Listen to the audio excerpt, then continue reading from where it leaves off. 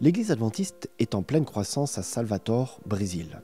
Mais malgré cette forte croissance, il existe encore dans cette ville des quartiers non pénétrés.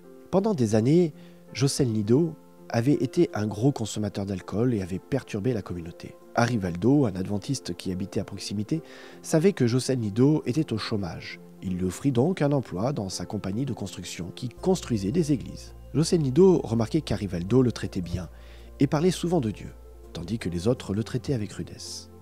Au bout d'un certain temps, Arivaldo invita Joselnildo à lire la Bible avec lui. Joselnildo remarqua un changement dans son cœur. Ce qu'il avait aimé autrefois ne l'intéressait plus. Sa vie avait été transformée. Joselnildo accepta Jésus comme sauveur et demanda à être baptisé. Les voisins de Joselnildo remarquèrent les changements qui s'étaient opérés en lui. Il avait cessé de jouer de la musique bruyante et d'être saoul tous les soirs. Les voisins lui demandèrent « Mais qu'est-ce qui t'est arrivé? Tu es si différent. »« J'ai rencontré Jésus, » répondit Joselnildo, les yeux brillants de joie. Quelques-uns doutèrent qu'un alcoolique puisse changer aussi complètement. Joselnildo se mit à inviter ses voisins chez lui aux réunions de son petit groupe du vendredi soir pour causer avec eux et prier pour leurs besoins. Il les orienta vers la Bible, leur présenta un Créateur qui les aime profondément. Le résultat fut que 10 personnes furent baptisées et que d'autres se préparèrent au baptême. Des petits groupes comme celui-ci forment le cœur de l'église à Salvador.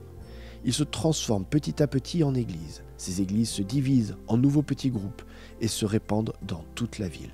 Il y a quelques années, les dirigeants de l'église de l'État de Bahia, dans lequel se trouve Salvador, se fixèrent comme objectif de construire 1000 églises en 5 ans. Ils ont atteint leur objectif. Maintenant, chacune de ces 1000 églises est composée de nouveaux membres. La vie de Joselnildo est un témoignage que, quelque difficulté que l'on puisse rencontrer, Jésus peut transformer notre vie. En 2022, l'Église adventiste lança un programme connu sous le nom de « Recentrons la mission », qui prévoyait d'augmenter les ressources pour atteindre les nouveaux territoires pas encore pénétrés et de nouveaux groupes de population.